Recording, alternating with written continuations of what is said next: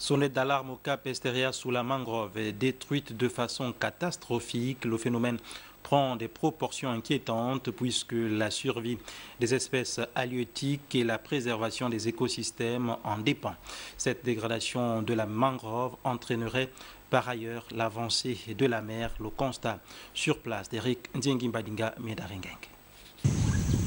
Totale désolation au littoral du Cap Esteras, avec la destruction massive des arbres et de la mangrove. 3 sites sont touchés, Idolo, Mambumba et Bolokoboué. Le spectacle est déconcertant. Tels des renards dans un poulailler, les auteurs de ce désastre écologique ont tout dévasté, mettant en péril le Gabon vert et le Gabon bleu, piliers essentiels du plan stratégique Gabon émergent.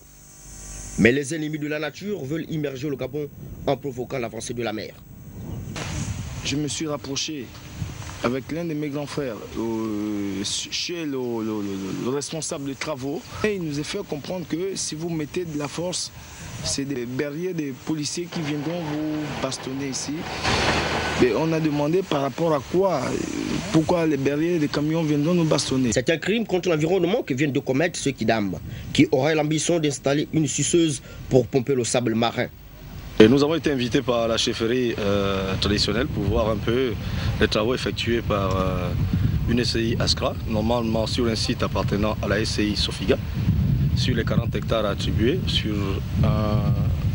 un titre foncier. Et nous constatons effectivement qu'il y avait une bonne partie de leur espace qui avait de la mangrove. Et nous sommes convaincus que lorsque le quitus leur avait été accordé, la mangrove ne devait pas être touchée.